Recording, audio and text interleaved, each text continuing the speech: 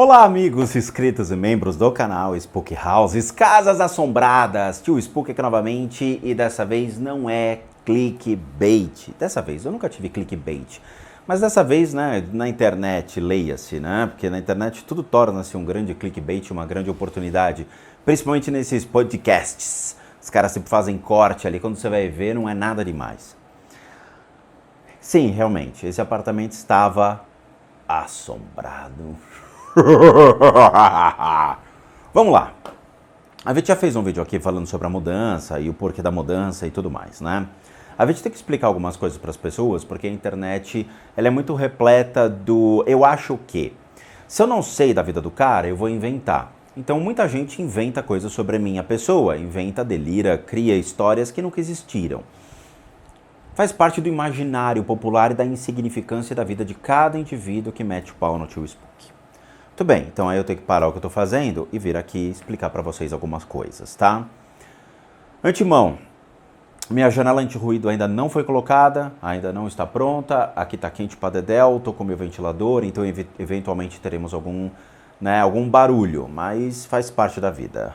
Gravar dentro de uma casa, de um apartamento, é assim que funúncia. Muito bem, tio Spook, conta pra nós o que é o seu assombrado, porque pode ser um assombrado diferente. Vamos lá. Quando a gente fez a mudança pra cá, a gente buscou o apartamento que estava apto e pronto para nos receber. Leia-se, uma estrutura já legal, não destruída. Muitos apartamentos que a gente foi ver, tinha uns puta buraco na parede, tinha adesivo de criança em tudo que é porta, janela, tinha um monte de móvel bizarro, um monte de coisa que, assim, você olha e você fala, cara, eu não tô pedindo um favor, eu tô pagando pra morar aqui.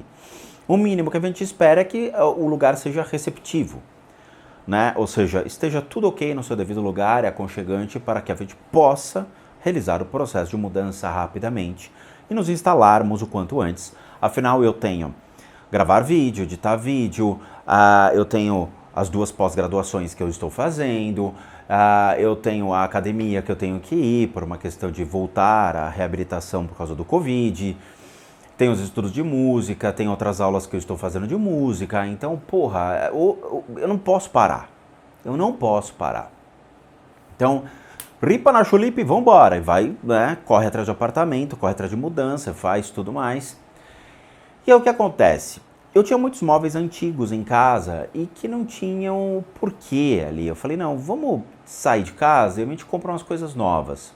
Aí eu dei o sofá, que eu tinha um sofá há mais de 15 anos, eu dei o sofá para o Exército da Salvação e a cama também foi para o Exército da Salvação. E aí ficamos só com poucos móveis para fazer todo o processo de mudança, tanto que em 4 horas a mudança foi realizada tranquilamente. Leia-se carregar o caminhão de todos os móveis, caixas e tudo mais, transportar ao lugar, deixar tudo, descarregar tudo e o cara ir embora. 4 horas. É um tempo bom. Muito bem. Quando começamos a nos instalar no apartamento, nós começamos a sentir uma energia estranha. Era uma energia curiosa, porque era uma energia que... Sabe quando você sente que ainda o apartamento não é seu, ele não está receptivo, ele não está aberto a receber suas energias. Eu ignorei. A Dani sentiu mais do que eu. Por quê?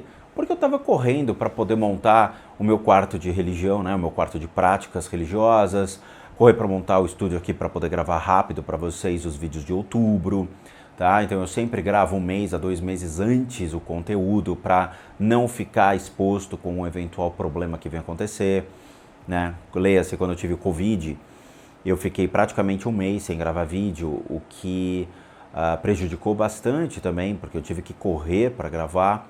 Então eu sempre deixo um gap aí de 2 meses para poder correr e gravar para vocês. Então eu não me atentei a isso, eu falei, não, vamos colocar logo as coisas, eu preciso instalar tudo. E correndo atrás de internet, porque a gente ficou sem internet, correndo atrás de eletricista, hidráulica, os caras que fazem tudo, montar móvel e tudo mais. Beleza. Chegou a noite, onde a gente vai dormir? Na sala.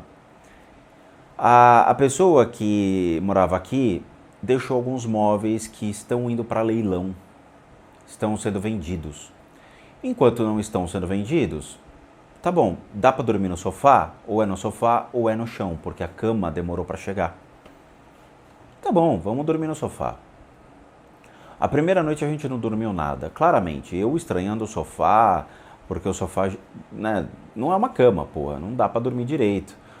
E a Dani ficou muito incomodada com presenças que estavam no ambiente incomodando. Então, sabe aquela sensação de que você tem alguém olhando para você por uma porta? Ou tem pontos que você se sente observado. Eu falei, eu vou tentar dormir porque amanhã, eu sei que 9 horas da manhã eu vou ter que assessorar pintor, um monte de gente que vai entrar e sair do imóvel. E fato, tanto o imóvel que eu saí, que eu tive que pintar, quanto esse imóvel que eu me mudei. Ignorei e vamos embora. Segundo dia eu comecei a ligar as máquinas, eu falei, porra, eu preciso gravar, não tem como, vamos ter que começar a produzir conteúdo. Então, acho que foi no segundo ou terceiro dia isso. Liga a câmera e fiquei a madrugada toda, até as 4 horas da manhã, gravando para vocês. E a Dani começou a ficar incomodada na sala, e toda hora ela passava aqui pelo corredor para me ver, para ver se eu estava gravando e tal. Falei, ué, o que está acontecendo? 4 horas da manhã termina a gravação, ela estava acordada. Falei, ué, esse horário ela devia estar dormindo. O que está acontecendo? Ela falou, não consigo dormir. Por quê? Porque tem gente me cutucando. Eu sinto como se alguém estivesse me cutucando, não me deixava dormir. Ela teve paralisia do sono exatamente no período que eu estava gravando, então ela tentou dormir, ela teve a paralisia e percebeu que tinha gente em cima dela cutucando. Falei, bom, vamos deixar só essa noite, eu vou dormir aqui com você na sala, a gente, vamos agora descansar e deixa comigo. Quando eu deitei, eu comecei a escutar muitas vozes, e claramente vozes, falatório, surreal. É muito difícil ser tão espontâneo assim. Geralmente a clarividência, a clareaudiência, eles são habilidades mais controladas. E nesse sentido, estava completamente forte o falatório. E eu falei, porra, tem gente aqui mesmo. Aí eu falei, deixa eu entrar em torpor, deixa eu ver o que eu consigo achar, né? Sabe quando você começa a trabalhar os estados do sono, e aí você começa a projetar consciência para os ambientes, e aí eu vi realmente 2 pessoas passando, chegaram perto assim de mim para me ver, e é muito surreal. Eu sei que muita gente já passou por isso. Sabe quando você vê o rosto da pessoa exatamente assim, ó, muito perto da sua cara? Foi exatamente isso.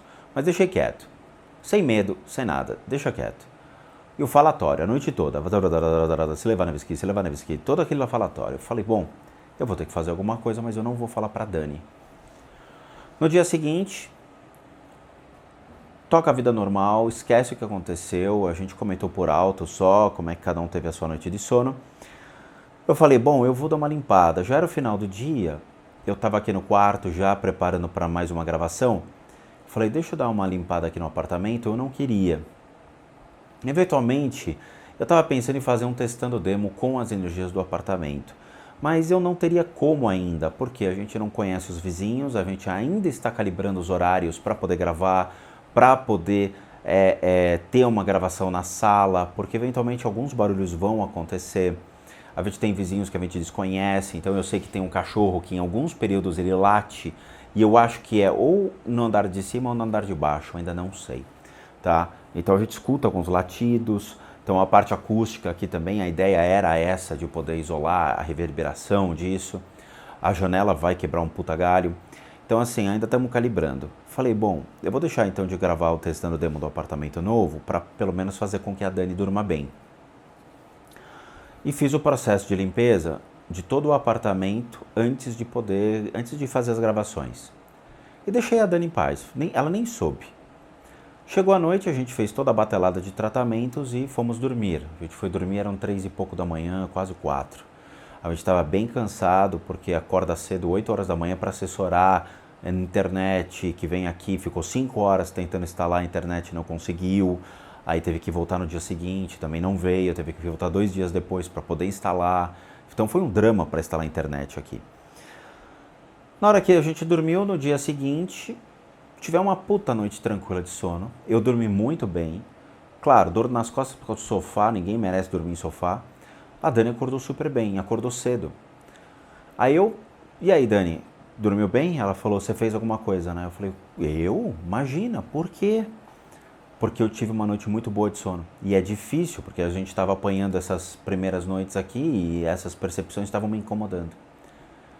E eu encaminhei a consciência daqueles que estavam aqui, tá? Tantos aqueles que morreram, que fizeram a história desse apartamento, porque esse apartamento é muito antigo, tá? É um dos apartamentos consideravelmente mais antigos aqui da região do bairro onde eu moro. Eu acho que deve ter em torno de 40 anos esse prédio. Eu acredito que sim, tá? Eu vi ele sendo construído. Eu cheguei aqui em torno de 40 anos, porque eu cheguei em São Paulo, eu morei no Rio de Janeiro, eu vim para São Paulo aos 6, 7 anos de idade. E neste bairro, morei 27 anos nesse bairro direto. Mudei de bairro para poder ficar perto do banco onde eu trabalhava. Aí depois eu voltei para esse bairro, tá? Então eu tenho 45, vou fazer 46 anos. Então torna-se factível pelo menos uns 35 anos ali, com certeza, tá? Então, esse é um prédio muito antigo nesse bairro e infelizmente, provavelmente muitas pessoas morreram aqui. É um prédio de pessoas de idade. O bairro era um bairro onde tinham escravos que acabaram falecendo aqui. Então tem uma história esse lugar. Eventualmente tínhamos consciências perdidas neste apartamento. E isso acontece, tá? Isso acontece com todo mundo e, como eu falei, acontece comigo também. O fato é, eu não me importo, deixo quieto. Às vezes é legal ter essas experiências para a gente realmente voltar a ter a certeza, as sensações, as percepções desses seres, sabe? Quando você passa por essa vivência, é que você realmente olha e fala, tem coisas aqui que a gente não consegue explicar, sabe? Tem coisas acontecendo que, eventualmente, são experiências íntimas de cada indivíduo dentro da sua crença, que a ciência não consegue explicar, não tem o porquê também explicar, uma vez que está atrelado à sua própria religião. E a ciência e a religião, elas nunca vão se misturar. Então, são experiências interessantes, eu preferi voltar a sentir essas energias, depois encaminhá-las para que a gente pudesse ter uma vida tranquila. Mas eu fiz mais isso pela Dani. Por mim, eu deixaria ali, manter o convívio, boa vizinhança, sabe como é que é, né? Mas funciona, tá? Essas técnicas são técnicas budistas, são técnicas dentro de uma escola budista específica, que é o budismo Vajrayana, e que você consegue aprender o encaminhar dessas consciências. E não é uma só, são várias técnicas, tá? Eles ajudam você a aprender a desenvolver. O único problema, não é um problema para mim, mas talvez para algumas pessoas, é abrir mão da sua crença hoje. Ou seja, se você é católico, você vai ter que abrir mão do catolicismo. Se você é dentro do cristianismo e das ramificações do cristianismo, você terá que abrir mão disso. Sinto muito, mas é assim que funciona, tá? Tô de olho aqui na placa para ver se ela não cai.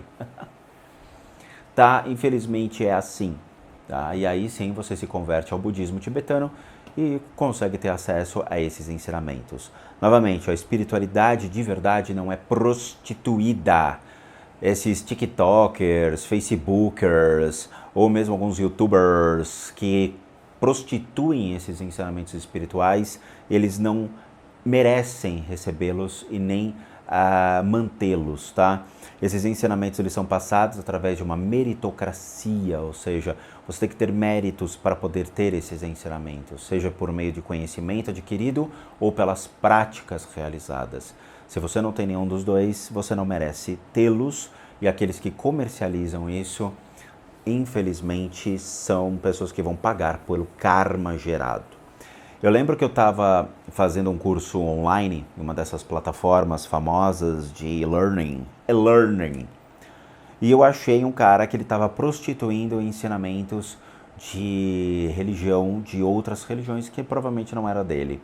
E eu denunciei o cara. Por quê?